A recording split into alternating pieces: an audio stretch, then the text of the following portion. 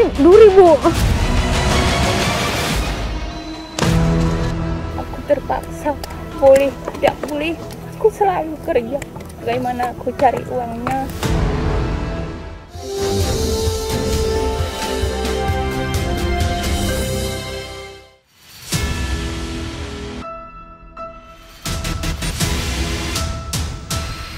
Kali ini, tim Indonesiaku akan menyambangi Desa Melidi, Kecamatan Simpang Jernih, Kabupaten Aceh Timur. Desa ini berdiri sejak era kolonial Belanda. Sayangnya, tak ada akses jalan darat membuat warga Desa Melidi hidup dalam kemiskinan. Menurut Indeks Desa Membangun, Desa Melidi masih berstatus desa sangat tertinggal. Perjalanan kami mulai dari Pasar Babo, Desa Babo, Kecamatan Bandar Pusaka, Kabupaten Aceh Tamiang. Inilah suasana pasar tradisional Babo yang terletak di Aceh Tamiang, dan mereka memang banyak sekali di sini berkumpul, berbelanja untuk membeli kebutuhan mereka, dan pasar ini hanya beroperasi 1 kali saja dalam 1 minggu.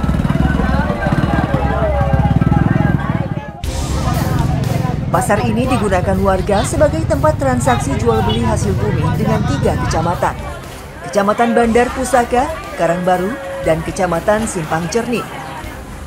Berbagai sayuran, ikan, daging, dan hasil bumi dijual di sini. Pasar ini buka mulai jam 7 pagi sampai jam 2 siang.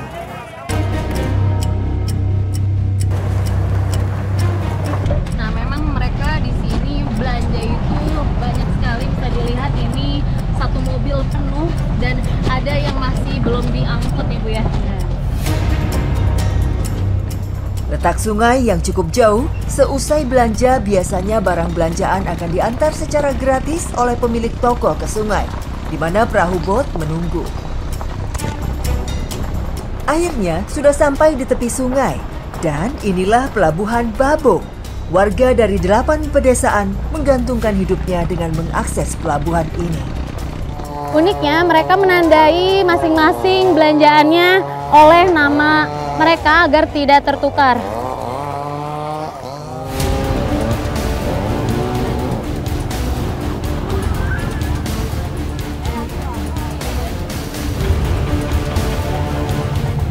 Belum adanya akses jalan darat membuat warga 8 desa menggunakan jalur sungai sebagai sarana untuk keluar dan masuk desa.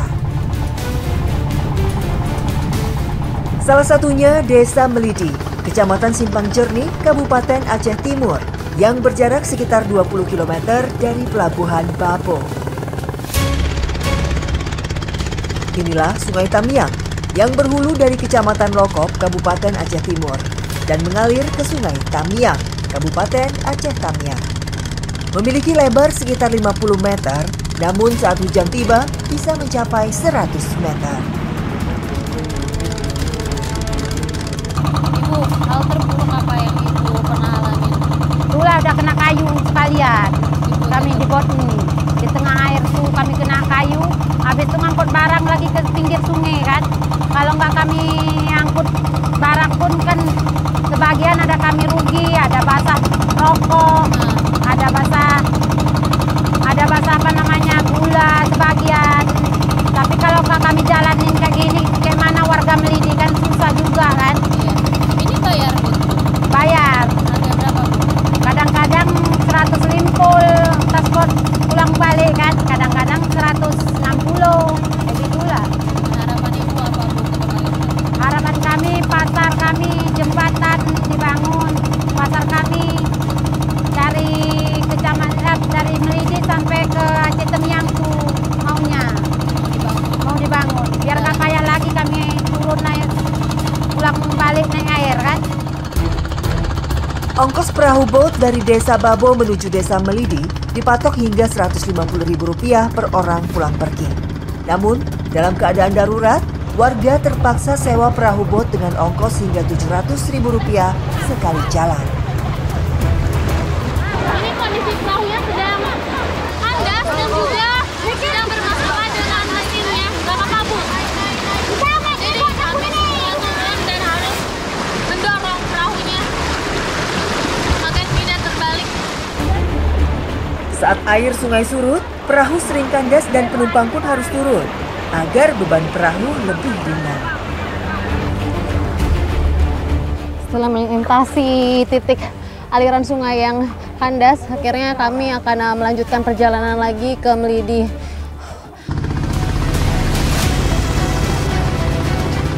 Nah, di belakang saya ini adalah kawasan Batu Katak yang seringkali memang ketika arusnya deras banyak memakan korban, dan perahu yang melintasi ketika arusnya deras itu bakal tenggelam karena memang terbawa derasnya arusnya sungai. Menurut informasi warga, pernah terjadi peristiwa naas. Tahun 2010, perahu bot yang ditumpangi warga terbalik dan menelan korban jiwa. 4 orang meninggal dan 2 selamat. Terakhir tahun 2022, peristiwa itu terulang kembali, namun semua korban selamat.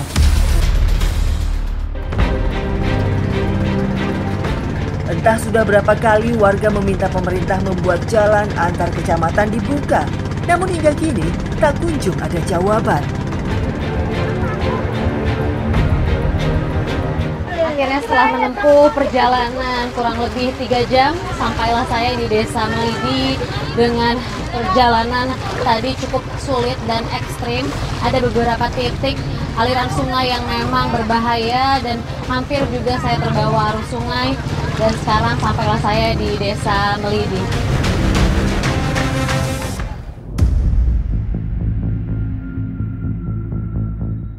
Inilah Desa Melidi, berada di sebelah selatan kota kecamatan Simpang Cerni. Memiliki penduduk kurang lebih 900 jiwa. 90% warga menggantungkan hidupnya dari hasil buah sawit, karet, padi, dan pinang sebagai pendapatan utama mereka. Pinang bisa dipanen setelah pohonnya berusia 5 tahun lebih, dan setiap tahun bisa dipanen hingga 4 kali. Saat panen tiba, 1 pohon pinang bisa menghasilkan 20 kg pinang. Ya, ternyata untuk memetik buah pinang tidak mudah karena memang alatnya pun berat dan harus seimbang ya Bu ya, biar buah pinangnya kena. Aduh, susah. Pinang adalah salah satu jenis tumbuhan monokotil yang tergolong palem-paleman. Tanaman ini memiliki batang lurus, ramping, dan tingginya bisa mencapai 25 meter. Saat tanaman lain belum siap panen, warga mengandalkan buah pinang untuk menyambung kebutuhan ekonomi mereka. Namun sayangnya, harga yang murah membuat para petani pinang kerap tak memanennya. Akibatnya, pertumbuhan buahnya kurang normal dan cenderung sedikit. Artinya, kalau sering dipanen, buahnya akan semakin banyak dan lebat. Nah Ibu, untuk menjual pinangnya itu dalam kondisi kering atau basah seperti ini Bu? Ya, kadang kami lagi kesulitan di rumah, kami jual basah kayak gini, berkulit kayak gini kami jual. 800 perak 1 kilo, karena kebutuhan rumah memang nggak ada. Sulit, kalau udah kering nanti lama nunggu duitnya. Nah Ibu, penghasilannya itu berapa sih Bu per bulannya? Enggak nentu, kadang ada 100 kilo sekali jual, kadang ada 80 kilo, nggak nentu. Tergantung buahnya, kadang ada trek, kadang enggak. Cukup Bu untuk memenuhi kebutuhan sehari-hari? Kalau mau pinang ini nggak cukup. Kenapa Bu? Nggak cukup kalau harganya murah. Iya, pun tinggal di daerah yang terpencil, mereka tetap semangat berjuang agar bisa menghidupi keluarga mereka yang serba terbatas. Setelah terkumpul, pinang kami bawa pulang untuk proses penjemuran. Sebelum dilakukan pengupasan, biasanya buah pinang dijemur terlebih dulu agar mudah saat memisahkan biji dengan cangkangnya. Buah pinang ini harus dijemur di bawah terik sinar matahari selama 7 hari, namun ketika cuacanya mendung membutuhkan waktu selama 14 hari baru bisa kering. Saat proses penjemuran dilakukan merata dan tidak menumpuk agar mempercepat proses pengeringan. Setelah kering, buah pinang kemudian dibelah. Di tangan terampil, buah pinang dengan mudah dibelah menjadi dua. Selama turun-temurun, masyarakat Indonesia hanya memanfaatkan buah pinang sebagai ramuan yang dimakan bersama sirih. Padahal, dari hasil penelitian, jika biji pinang diolah menjadi produk pangan, bisa mengatasi berbagai jenis penyakit. Meskipun banyak manfaat, petani pun juga sangat kesulitan untuk menjual hasil pinang mereka. Setiap panen melimpah, harga pinang anjlok, bahkan tak laku dijual. Hal ini berimbas bagi buruh yang berpenghasilan tidak menentu, salah satunya Ibu Aminah. Bu Aminah udah berapa lama sih Bu jadi buruh tani seperti ini? Sekitar 20 tahun. 20 tahun? Iya. Nah Bu, boleh diceritain Bu, kesulitannya apa aja sih Bu selama yang Ibu rasain itu apa? Kesulitannya semua lah. Karena mungkin lakiku masih kecil, anak-anakku. Biasa aku nggak pernah kerja. Semenjak ditinggalnya, aku terpaksa boleh tidak boleh, aku selalu kerja. Siang malam berpikir belanja anakku. Ya, gimana Ibu cari uangnya ya Bu? Bagaimana aku cari uangnya? Kadang-kadang harian tepat orang dikasih 80.000, cukup satu hari. Anakku 7, masih kecil-kecil dulu kan. Ya Ibu, harapan Ibu apa sih Bu? Saya kepingin bantuan dari pemerintah. Apa yang dia bisa kami bantunya, jalan ataupun apa gitu. Harga pinang di pengepul lokal dipatok Rp3.000, turun dari harga biasa yang sampai Rp15.000 per kilo. Rendahnya harga pinang di tingkat petani mendorong alih fungsi lahan dari tumbuhan pinang ke sawit. Akibatnya berdampak pada penurunan produksi pinang nasional. Padahal permintaan pasar dunia terus meningkat hingga 52,72% per tahun.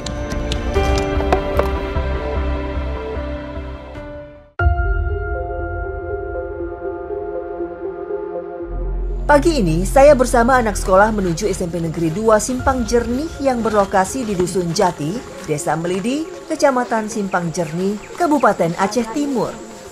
Berangkat jam 6.30 pagi, kami berjalan bersama anak-anak sekolah lain. Tak hanya perekonomian saja, anak sekolah pun turut sulit untuk mencapai sekolah.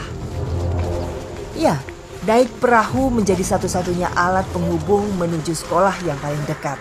Di sebelah kiri saya melihat ada bangunan pondasi. Ini tadinya harusnya menjadi sebuah jembatan, namun terbengkalai, masih seperti ini bentuknya. Pertengahan tahun 2014, pondasi jembatan gantung dibuat. Nyatanya, hingga saat ini belum dilanjutkan kembali.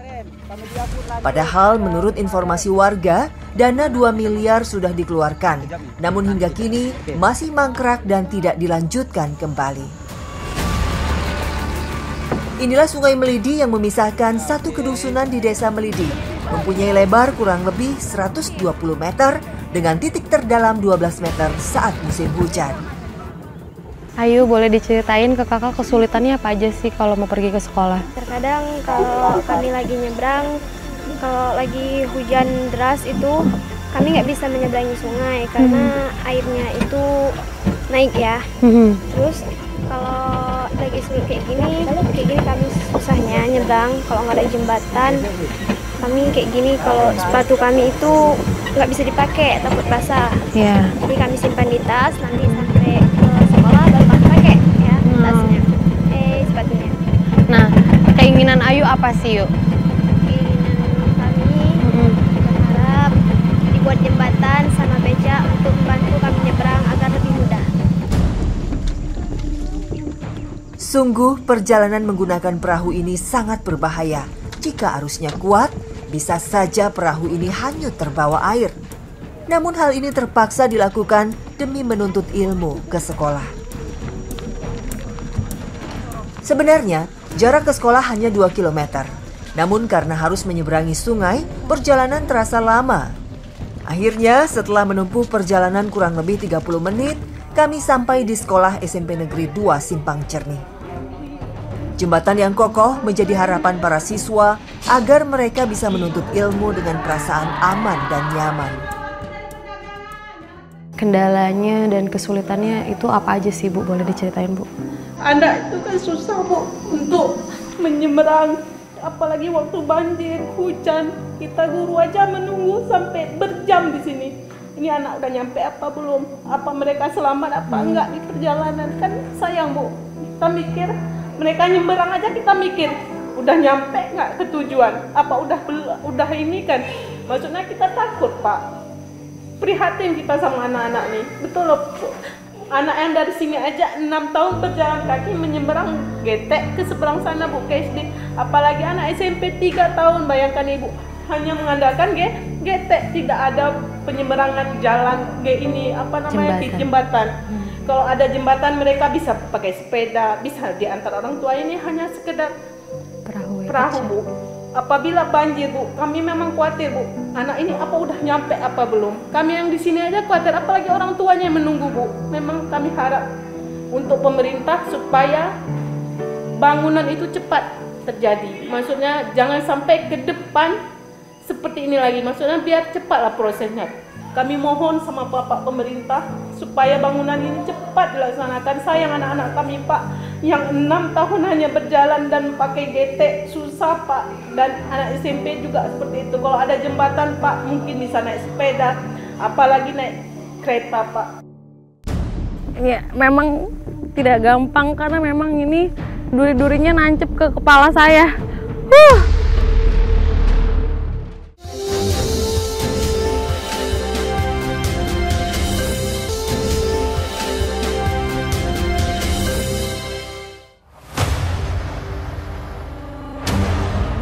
Memiliki wilayah kurang lebih 1.200 hektar, warga desa Melidi menempati di atas tanah yang berstatus tanah masyarakat. Ironinya, warga belum memiliki sertifikat tanah. Penghasilan utama warga lainnya diperoleh dari hasil kebun sawit.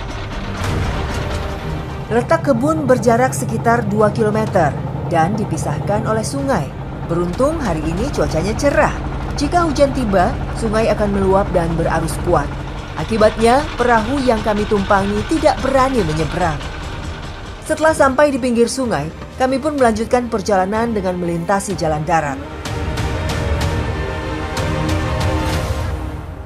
Setelah menyeberangi sungai dan menyusuri perbukitan, akhirnya sampailah saya di perkebunan sawit yang siap untuk dipanen. Inilah kebun milik Pak Punti, seluas kurang lebih 2 hektar. Saat panen raya bisa menghasilkan 4 ton sekali panen. Sayangnya, sulitnya pupuk dan mahalnya obat-obatan, pertumbuhannya kurang normal. Akibatnya, hasil panen pun menurun hingga 1 ton saja yang didapat. Sekarang saya akan mencoba menarik buah sawitnya menggunakan egrek ini. Memang pekerjaan ini hanya dilakukan oleh pria, tapi tidak apa-apa ya Pak ya. Saya coba ya Pak ya. Ayo Pak. Memang susah. Dapat Pak. Ya, memang pertama berat dan juga tidak mudah untuk mengambil buah sawit yang ada di atas sana. Sawit bisa dipanen setelah pohonnya berusia 2,5 tahun lebih dan setiap bulan bisa dipanen hingga 2 kali. Usia produktif bisa mencapai 25 tahun. Produk sawit bisa menghasilkan 12 hingga 14 tandan per tahun. Dan 1 tandan memiliki berat 10 hingga 20 kg. Nah, tadi saya melihat ibunya memikul buah sawitnya di pundak. Saya sekarang akan mencoba. Ayo Bu, coba. Bisa nggak ya? Sakit nggak? Pegangannya mana? Pegang terus. Ini duri Bu. Ada duri yang dipegang.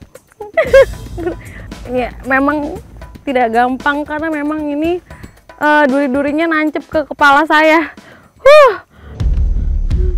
Ayo, Bu. Kelapa sawit merupakan tumbuhan monokotil yang tidak memiliki akar tunggang dan panjang akarnya bisa mencapai 15 meter. Tumbuhan ini digunakan dalam usaha pertanian untuk dijadikan minyak kelapa sawit. Nah, ibu-ibu di sini terlihat sudah biasa, padahal sawit yang mereka bawa lebih besar dibandingkan sawit yang saya bawa. Berat banget. Tinggal di daerah terpencil membuat warga Melidi hidup dengan ekonomi yang serba terbatas. Salah satunya adalah Risma. Bekerja sebagai buruh menjadi satu-satunya jalan untuk membantu ekonomi keluarganya. Kalau lagi musim panen seperti ini, diupah berapa sih? 50.000 setengah hari. Nah, penghasilan Kak Risma ini berapa nih kalau di bulan? Per bulannya paling dapat nanti 500.000 atau sama sekali tidak ada gitu. Tidak ada menghasilkan dalam sebulannya. Karena di sini sulit ya bantangan gitu. Lagi di sini kadang kami nggak dapat hasil, jadi bisa ngutang dulu ke warung atau sama tetangga gitu untuk membeli lauk dan beras. Nasib tak beruntung juga dialami Ibu Raisa. Ibu dua anak ini membanting tulang membantu suaminya untuk menyokong pundi-pundi keuangan keluarganya. Ibu Raisa ada keinginan apa sih Bu kepada pemerintah dan ingin dibantu seperti apa? Keinginan bantuan dari atasan seperti PKH ataupun Bangsor ataupun BLT, itu yang saya inginkan.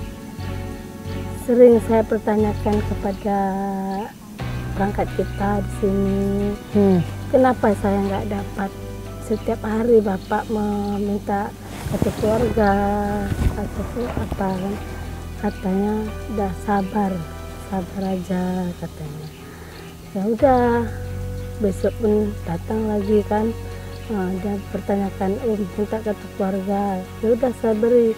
Nah, kenapa saya nggak ada bantuan yang lain dapat bantuan? Nah, itu udah berapa tahun, Bu? Sekitar 10 tahun tinggal di sini belum ada apapun. Sebagai buruh sawit, Risma, Raisa, dan buruh lainnya dibayar Rp50.000. Sayangnya, pekerjaan itu tidak selalu didapat setiap harinya. Mereka hanya bisa pasrah dan menunggu sampai ada yang mempekerjakan kembali. Setelah terkumpul, kelapa sawit kemudian kami naikkan ke sampan untuk dibawa ke tepian sungai yang dalam. Akhirnya sawit-sawit ini sampai di perahu yang nantinya akan dibawa ke pengepul.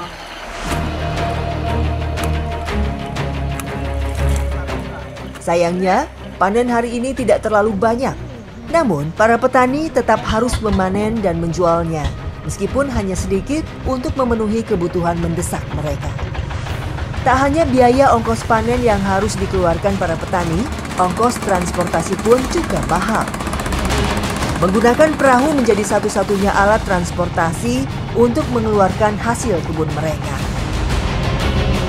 Nah, ini dia di belakang saya lagi-lagi kami harus melintasi kawasan Batu Katak. Namun hari ini cuaca lagi bersahabat, tapi ketika cuacanya sedang buruk, maka mereka tidak berani membawa hasil panennya untuk dijual ke pasar Babo.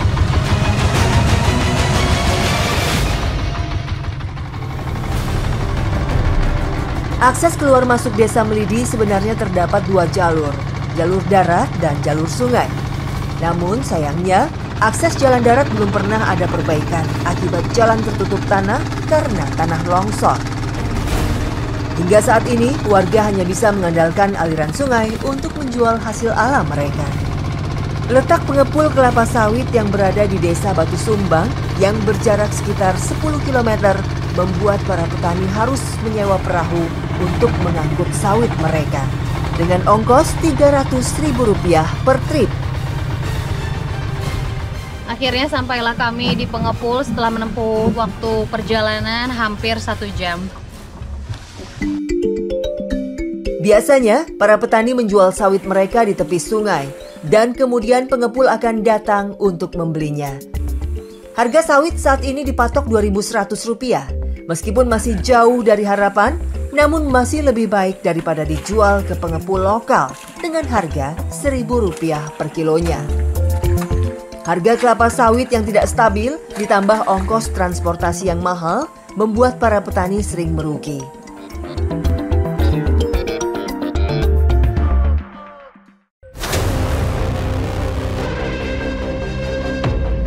Berstatus desa sangat tertinggal, warga desa Melidi berharap memperoleh hak yang sama. Apalagi selama ini mereka hidup serba terbatas, termasuk ketika jatuh sakit.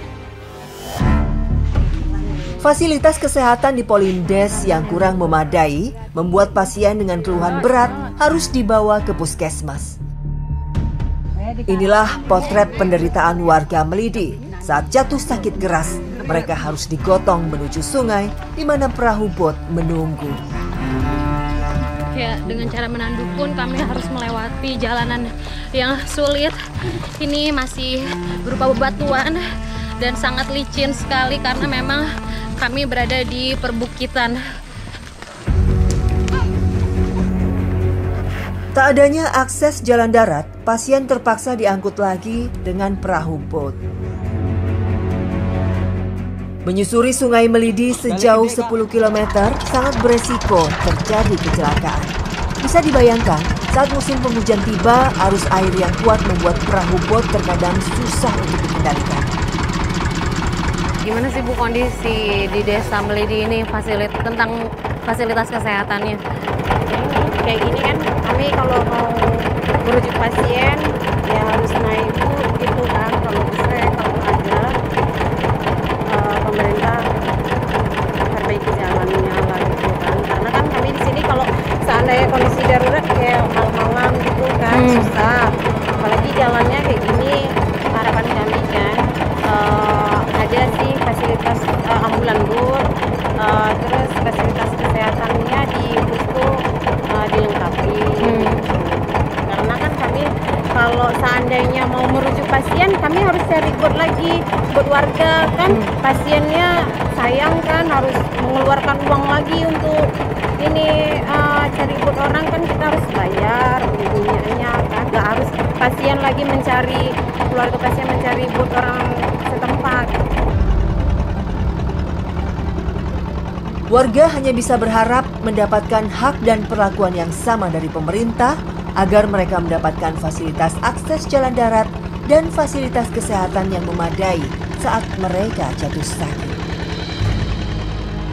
Kami mengharap akses jalan kami mohon dibangunlah, karena kami akses satu-satunya jalan melalui jalan sungai, naik bot, dan tantangannya sangat berat sekali Pak.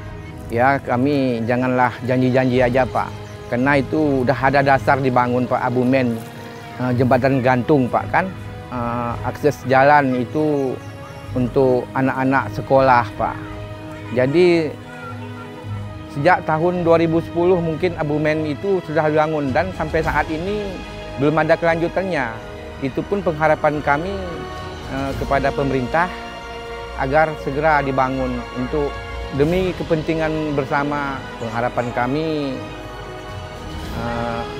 agar kiranya disediakanlah Pak ambulan untuk mengangkat orang sakit, setidaknya terbantulah Pak dari desa ke kecamatan Pak kan.